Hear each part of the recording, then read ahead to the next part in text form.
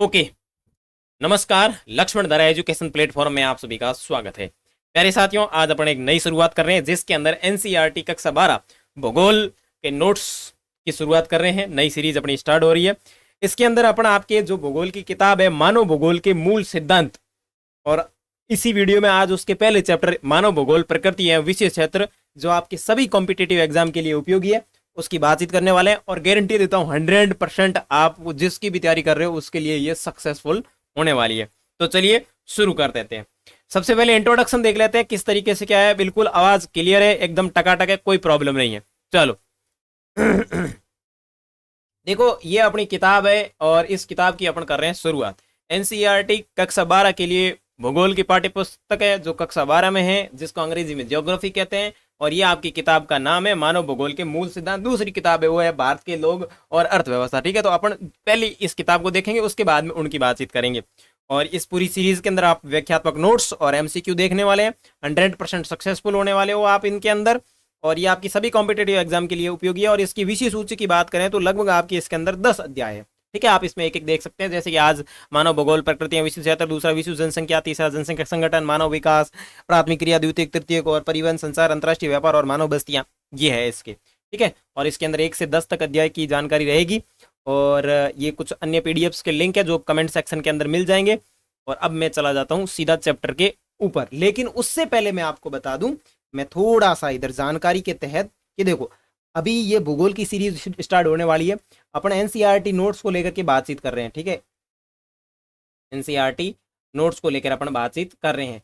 तो इसके अंदर जो आपकी कक्षा 12 है, उस कक्षा 12 के जो इतिहास के नोट्स है वो आपके पूरे कंप्लीट हो गए। यानी आपके नोट्स प्लस आपकी एमसीक्यू पीडीएफ है वो सारी की सारी कंप्लीट हो गई है। तो वो आप खरीदने के लिए एक छोटी सी क्लिप या मैं आपको डायरेक्ट वीडियो बता देता हूं।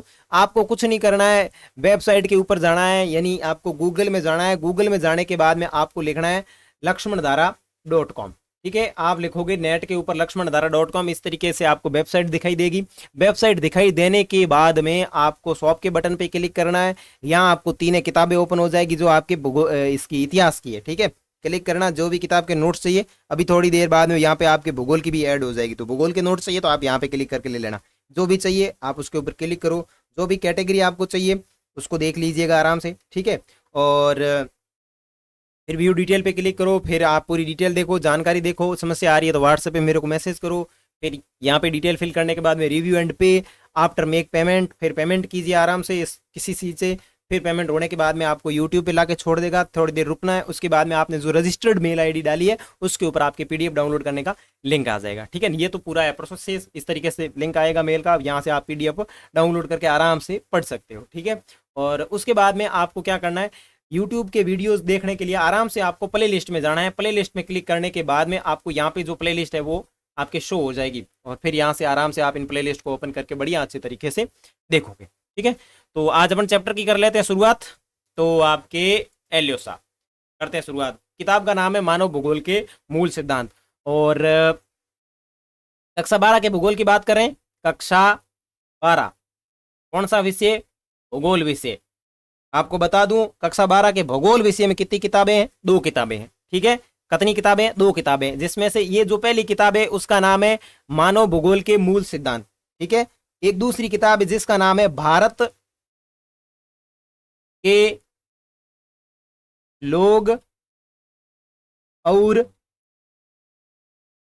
अर्थव्यवस्था। अर्थव्यवस्था, भारत के लोग और अर्थव्यवस्था, ये है दूसरी किताब। तो इस किताब की तो बातचीत करेंगे बाद में, लेकिन पहले अपन इसके चैप्टरों की बातचीत करने वाले। इसमें टोटल 10 चैप्टर है। फटाफट अपन चैप्टर देखेंगे, उसके बाद में देखेंगे एमसीक्यू। तो किताब आपने देख ली होगी, और किताब डाउनलोड करने का लिंक भी मैं आपको नीचे डाल दूंगा। तो आप जो कमेंट सेक्शन है ना, कमेंट सेक्शन जरूर चेक करना। कमेंट सेक्शन तथा अबाउट सेक्शन जो दिए हुए दोनों बढ़िया आराम से आप देखना, ताकि आपको उसके अंदर सारी चीजों के लिंक आराम से मिल जाएंगे। तो अब कर लेते हैं यहाँ पर चैप्टर की शुरुआत। ठीक है, आप देखेंगे सर 4 मिनट ऐसे ही खराब कर दिया हमारे, तो बिल्कुल चीजें समझनी बहुत जरूरी है। और मैं गारंटी देता हूं, मैंने इस तरीके से नोट्स तैयार कर रहा हूं कि एक विद्यार्थी को किस तरीके के नोट्स की आवश्यकता होती है। ठीक है, एक विद्यार्थी क्या सोचता है कि मुझे कैसे नोट्स मिलने चाहिए, एक पढ़ने वाला आदमी जो होता है, पढ़ने वाले जो स्टूडेंट होते हैं, उन लोगों को कैसे नोट्स की जरूरत होती है, मैं उसी के अकॉर्डिंग तैयार करता हूँ, क्योंकि मुझे पता है, मैं खुद पढ़ता हूँ तो मेरे को ऐसा लगता है कि ये चीज इस तरीके से होनी चाहिए तब। तो यहाँ अपनी सारी चीजें मिलेगी कर्मानुसार। आज अपन देखेंगे पहले पार्ट की जानकारी बढ़िया आराम से अपनी अंदाज वाली भाषा के अंदर। तो आपका जो पहला पार्ट है उसका नाम है मानव भूगोल, उसकी प्रकृति एवं विशेष क्षेत्र। यानी जो मानव भूगोल है, भूगोल के अंदर भी बहुत सारी शाखाएं और उप शाखाएं हैं, ठीक है। तो मानव भूगोल जो है, उस मानव भूगोल की प्रकृति क्या है और उसकी विशेष क्षेत्र क्या है, और अध्याय संख्या 1 है। तो सबसे पहले थोड़ी बहुत डिटेल से जानकारी देख लेते हैं भूगोल की। यानी जो भूगोल है उसको अंग्रेजी में कहते हैं ज्योग्राफी। क्या कहते हैं? ज्योग्राफी, जो 2 ग्रीक शब्दों से मिलकर बना है। यानी ज्योग्राफी जो शब्द है ये आपके 2 ग्रीक शब्दों से मिलकर के बना है। यानी ग्रीक एक भाषा है, उस ग्रीक भाषा से ये मिलकर के बना है। और ग्रीक भाषा के 2 शब्द है। कौन सा? पहला शब्द है वो है जियो, जिसका अर्थ होता है पृथ्वी, और दूसरा शब्द जो है वो है ग्रीक, जिसका अर्थ होता है ग्राफ, यानी लिखना। पहला शब्द कौन सा है? पहला शब्द है आपका जियो, और दूसरा जो शब्द है वो कौन सा है? ग्राफ। इस जियो का मतलब क्या है? इस जियो का मतलब है पृथ्वी। क्या मतलब है? पृथ्वी। और ये जो ग्राफ है इसका मतलब क्या है? लिखना। सीधी सिंपल परिभाषा क्या है कि ज्योग्राफी 2 ग्रीक शब्दों से मिलकर बना है। पहला शब्द है जियो, दूसरा जो शब्द है वो है ग्रीक। जियो का अर्थ होता है पृथ्वी और ग्रीक का अर्थ होता है ग्राफ, यानी लिखना, अर्थात पृथ्वी का वर्णन। यानी ज्योग्राफी में किसका वर्णन है? पृथ्वी का वर्णन है। साइरेन के इरेटोस्थनी जो है वो भूगोल के जनक माने जाते हैं। किसके जनक माने जाते हैं? भूगोल के जनक माने जाते हैं। सिंपल सी ध्यान रखनी, 3 चीजें अपन ने पढ़ी कि भूगोल जो है अंग्रेजी में ज्योग्राफी कहलाता है, 2 ग्रीक शब्दों से मिलकर के बना है। पहला है जियो, दूसरा है ग्रीक। यानी जियो का मतलब होता है, पहला शब्द है वो जियो जिसका अर्थ होता है पृथ्वी, और दूसरा ग्रीक भाषा का शब्द है वो है आपका ग्राफ, ठीक है ना। दूसरा शब्द ग्राफ है जिसका अर्थ होता है लिखना, ठीक है, अर्थात पृथ्वी का वर्णन। और जो एरेटोस्थनी जो है वो है आपके भूगोल के जनक, जिनका आपको महोदय का यहाँ पे चित्र दिख रहा है। उसके बाद में बात करें भूगोल की शाखाएं, यानी ब्रांचेज ऑफ ज्योग्राफी। ध्यान रखें यहाँ पे जो भी चीजें दी हुई है एक्ट जीट आपकी किताब के अंदर भी ऐसे ही दी है, बस उनको मैंने सही तरीके से एडजस्टमेंट करके आपके सामने प्रस्तुत किया है।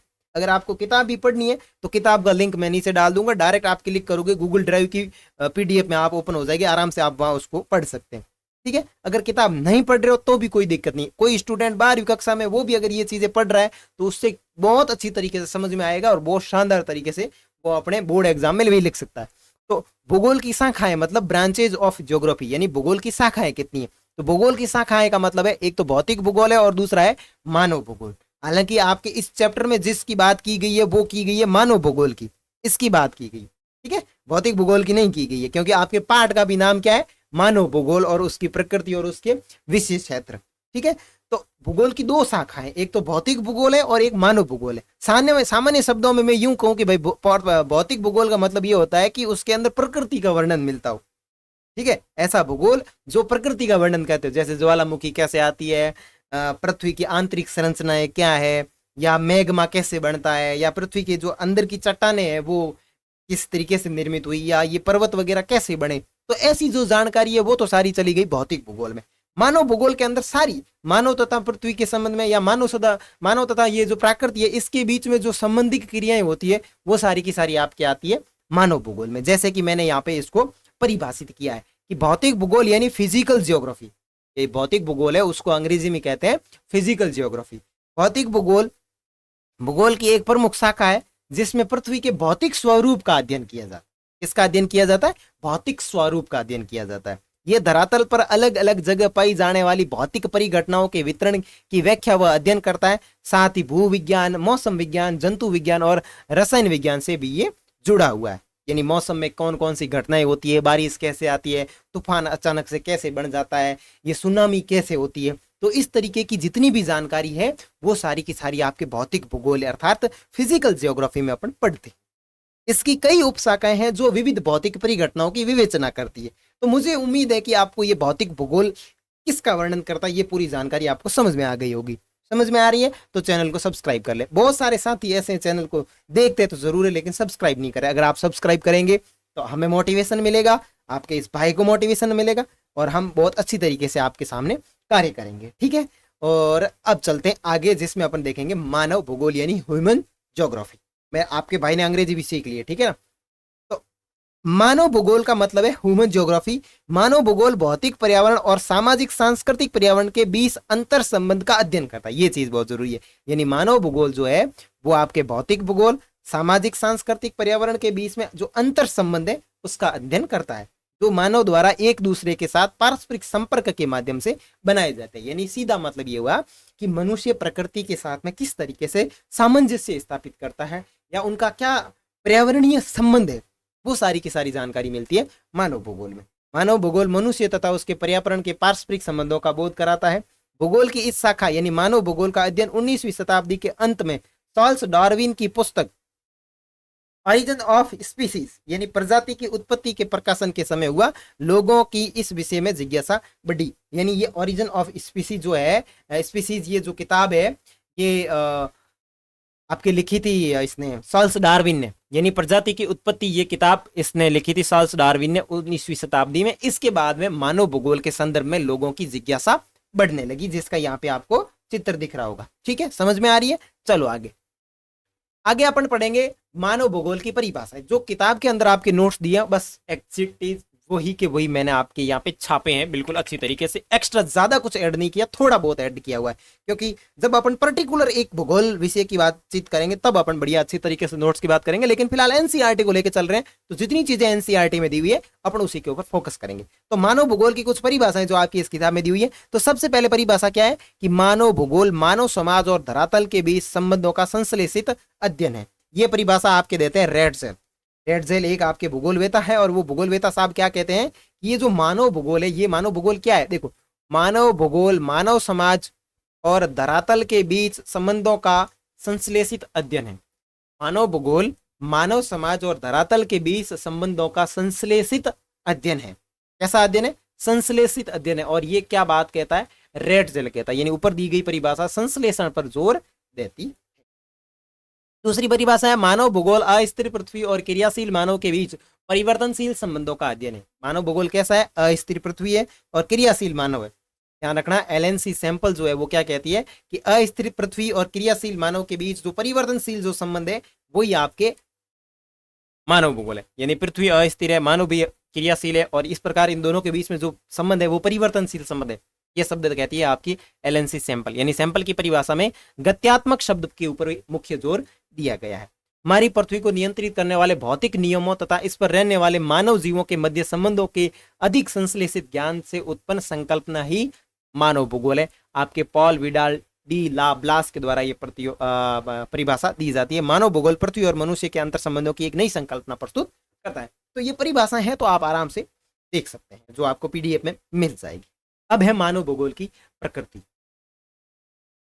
मानव भूगोल की प्रकृति यह है कि यह दोनों सक्रिय मानव और अस्थिर पृथ्वी की सतह की पारस्परिक क्रिया का अध्ययन करता है। जहां भौतिक वातावरण में मानव के लिए अवसरों की संभावनाएं प्रदान करने के साथ ही कई सीमाएं हैं, और इसके जवाब में मानव प्रकृति वातावरण को संश्लेषित करता है और उसके वातावरण में समायोजित होता है। यानी सीधी सीधी बात है कि ये जो मानव है वो प्रकृति के साथ में किस तरीके से समायोजित होता है।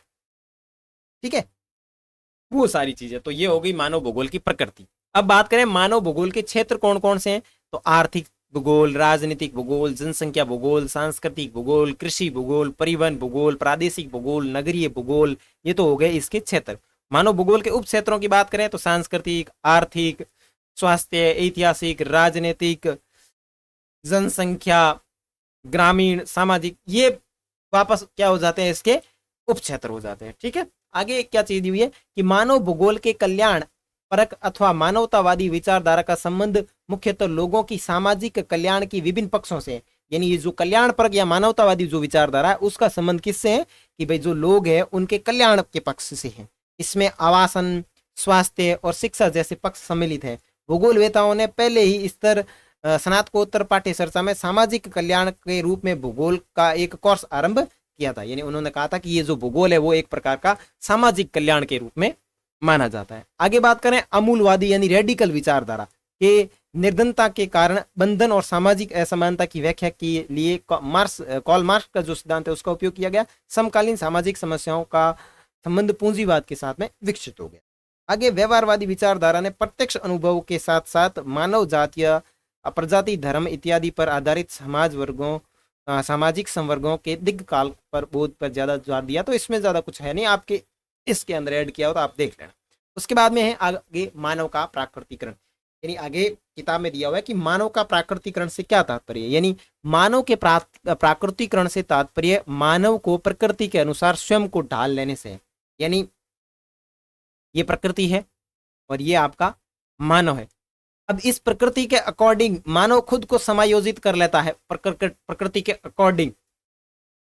तो वही क्या चीज है, मानव का प्रकृतिकरण। क्या कह रहा है कि मानव के प्राकृतिकरण से तात्पर्य मानव को प्रकृति के अनुसार स्वयं को ढाल लेना। आदिम काल में प्रौद्योगिकी का स्तर बहुत ही निम्न होने के कारण मानव ने प्रकृति के आदेशों के अनुसार ही स्वयं को ढाल लिया था, क्योंकि उस समय मानव प्रकृति को भली भांति समझता नहीं था, जिससे पर्यावरणीय नियतिवाद या पर्यावरणीय निश्चयवाद भी कहा जाता है। यानी मानव का प्रकृति का मतलब यह है कि शुरुआत में जो आदि मानव रहते थे उन्होंने अपने आप को प्रकृति के अनुसार ढाला। उन्होंने सोचा कि भाई साहब अगर नदी सूख जाती है तो दूसरी नदी के पास में जाकर के रह लें। जैसे मान लो, इसका उदाहरण बहुत सिंपल तरीके से मैं अगर आपको बताऊं कि भाई टॉपिक का क्या नाम है, मानव का प्राकृतिकरण।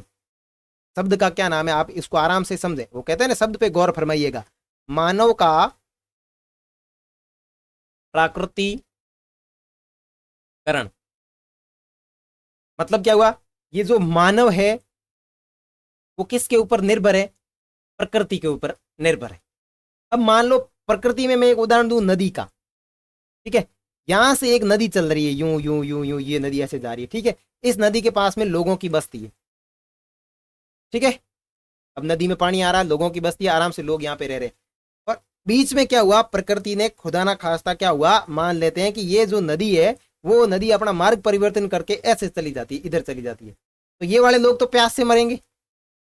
तो इन लोगों ने क्या किया, अपने आप को प्रकृति के अनुसार ढालते हुए यहां से सारे बोर या बिस्तर उठाए और यहां जाकर के अपना निवास स्थान बना दिया। इसका मतलब वो किसके पीछे गए, प्रकृति के पीछे गए। यानी मानव का प्राकृतिकरण हुआ है, यानी मानव जो है वो प्रकृति के ऊपर डिपेंडेड है और ये यहां गया और इन लोगों ने अपना निवास स्थान यहां बना लिया। लेकिन बाद में क्या हुआ, जैसे जैसे विकसित हुआ मानव, तो उसने क्या किया कि जैसे मान लो यहाँ ये बस्ती है, बहुत सारी बस्ती है, इस बस्ती ने क्या किया, पानी सूखने की नदी, जैसे नदी इधर चली गई तो ये लोग क्या करेंगे, यहां से नहर निकालेंगे और ये नहर के माध्यम से अपने यहाँ पे पानी ले आएंगे। तो यहां उल्टा हो जाएगा, प्रकृति का मानवीकरण हो जाएगा। ये जैसे आगे टॉपिक आया हुआ है, आगे क्या टॉपिक आया हुआ है, प्रकृति का मानवीकरण। तो दोनों चीजें आपको बढ़िया अच्छी तरीके से समझना। पहला जो उदाहरण है वो है मानव का प्रकृतिकरण, यानी मानव का प्रकृति के ऊपर डिपेंड रहना। दूसरा है प्रकृति का मानव के ऊपर डिपेंड रहना, यानी मानव, अब जैसे ये नदी इधर चली गई तो इन लोगों ने कहा कि भाई इतने सारे लोग यहाँ पे रहते हैं, इनको अपन दौड़ दाड़ के उधर तो जाके रह नहीं सकते, तो अपन एक क्या करें, यहाँ से एक नहर निकाल लेते हैं। ये लो नहर निकाल ली, तो नहर निकाल ली तो क्या हुआ, यानी उन्होंने प्रकृति से लड़ाई की। प्रकृति से कहा कि भले तुम यहाँ से नदी निकालो, प्रकृति का तेरे इधर डालने से क्या फर्क पड़ता है, अपन नहर निकाल लेंगे, ले नहर निकाल ली। तो इस तरीके की जो घटनाएं हैं, एक तो होती है मानव का प्राकृतिकरण, दूसरा है प्रकृति का मानवीकरण। उम्मीद करता हूं आपको समझ में आया होगा। तो आपको समझ में आ गया पहला टॉपिक, यानी मानव का प्राकृतिकरण, ठीक है। इसे लोग जो है पर्यावरणीय नियतिवाद भी कहते हैं और इसे पर्यावरणीय निश्चयवाद भी कहते हैं। उसके बाद में प्रकृति का मानवीकरण, यानी प्रकृति के मानवीकरण की व्याख्या का अर्थ उसमें मनुष्य प्रकृति से डरता है या उस पर निर्भर नहीं रहता है, बल्कि मनुष्य प्रकृति से स्वतंत्र रहता है और उस पर अपने अनुसार बदलाव कर सकता है। यानी मनुष्य इसमें स्वतंत्र है और वो प्रकृति के ऊपर अपने मन के अनुसार बदलाव कर सकता है। जैसे आज के समय में अपन कितना प्रकृति के साथ में खिलवाड़ कर रहे हैं। इसके अंतर्गत संभववाद विचारधारा या फिर नवनिश्चयवाद विचारधाराएं आती है। जैसे गर्म हवा चलने पर अपन पंखा चला लेते हैं, ऐसे कई सारे उदाहरण अपने को मिलते हैं। तो ये जो चीज है वो प्रकृति का मानवीकरण है, यानी प्रकृति के साथ में मनुष्य अपनी स्वतंत्रता के अनुसार, अपने दिमाग के अनुसार कुछ भी कर सकता है। आगे बात करें मानव भूगोल की विचारधारा, यानी मानव भूगोल की विचारधारा का मतलब क्या हुआ कि मानव भूगोल की विचारधाराओं से अभिप्राय यह है कि जो अलग अलग वैज्ञानिक हुए हैं उन्होंने मानव भूगोल को किस नजरिए से देखा है। उनको साधारण शब्दों में यूं कहें कि आज तक मानव भूगोल के अनेक वैज्ञानिक हुए हैं और उन सब वैज्ञानिकों ने जिस प्रकार मानव भूगोल के संदर्भ में अपनी जानकारी देखी है और जो जानकारियां लिखी है वही की वही क्या है, विचारधाराएं। और वर्तमान समय में मानव भूगोल की 3 प्रमुख विचारधाराएं हैं, जिसमें सबसे पहली है नियतिवाद, संभववाद या फिर नवनिश्चयवाद।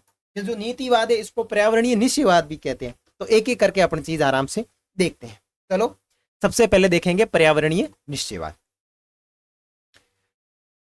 निश्चयवाद की विचारधारा के अनुसार मनुष्य के प्रत्येक क्रियाकलाप को पर्यावरण से नियंत्रित माना जाता है, यानी मनुष्य के इसमें जितने भी क्रियाकलाप है उनको पर्यावरण के द्वारा नियंत्रित माना जाता है। निश्चयवादी सामान्यतः मानव को ऐतिहासिक निष्क्रिय कारक समझते हैं जो पर्यावरणीय कारकों से प्रभावित होता है। इस प्रकार इस विचारधारा को मानने वाले मानव के आचरण, निर्णय क्षमता, कार्यकुशलता तथा जीवन पद्धति आदि का भी पर्यावरण के भौतिक कारकों द्वारा प्रभावित मानते हैं। निश्चयवादी विचारधारा के अनुसार प्रकृति पर्यावरण में सर्वमुख है जो मानव के समस्त क्रियाकलापों को नियंत्रित करे। यानी कुल मिलाकर के इसमें पर्यावरणीय निश्चयवाद के अंदर ये बताया गया है कि मनुष्य जो है वो पूरा का पूरा प्रकृति के ऊपर निर्भर है और प्रकृति जैसा चाहेगी वैसा मानव को करना पड़ेगा।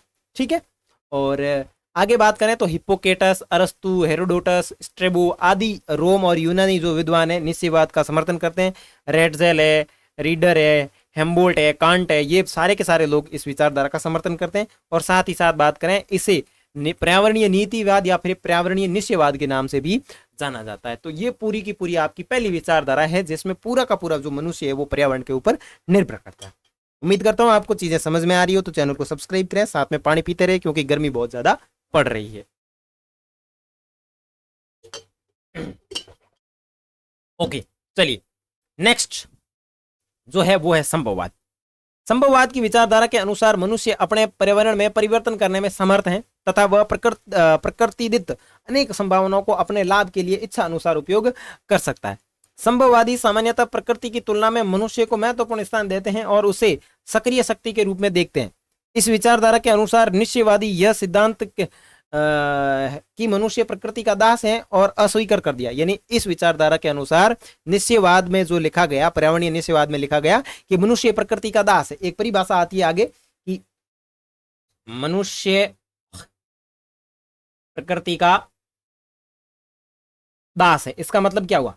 प्रकृति स्वामी है, प्रकृति जैसा कहेगी वैसा किसको करना पड़ेगा? मनुष्य को करना पड़ेगा। और ऐसी परिभाषा अपन किस में देखते हैं? नियतिवाद में।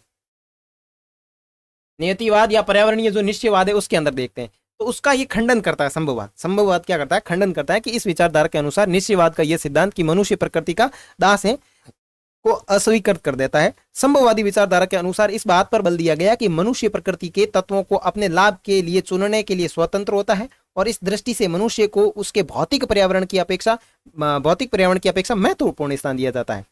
लुसियन फेने, फॉल विला ब्लास आदि ने व्यवस्थित तरीके से इस विचारधारा का प्रचार किया। ठीक है, तो ये लोग जो है इसके संभववाद के समर्थक हैं।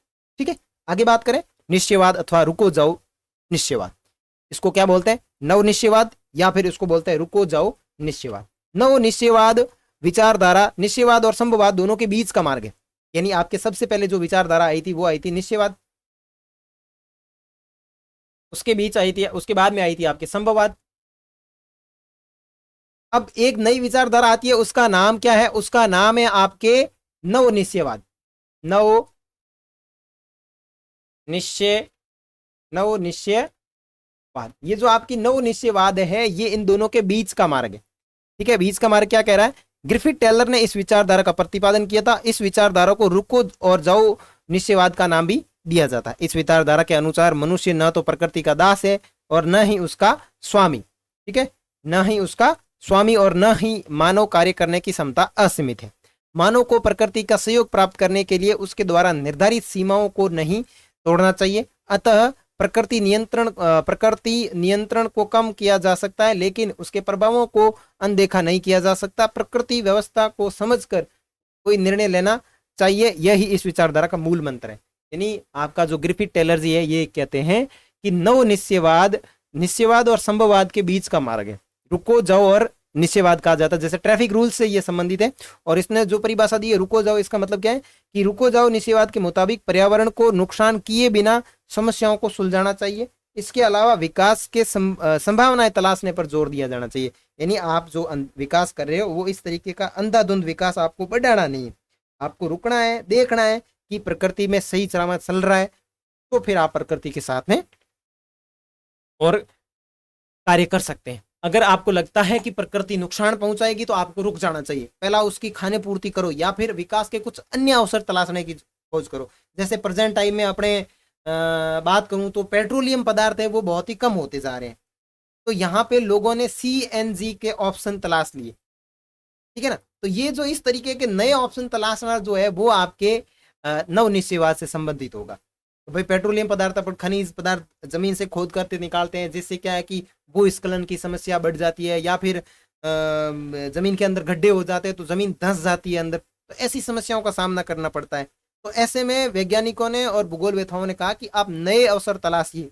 तो नए अवसर में लोगों ने CNG देख ली, यानी गैस के माध्यम से चलने वाली गाड़ियां, ठीक है।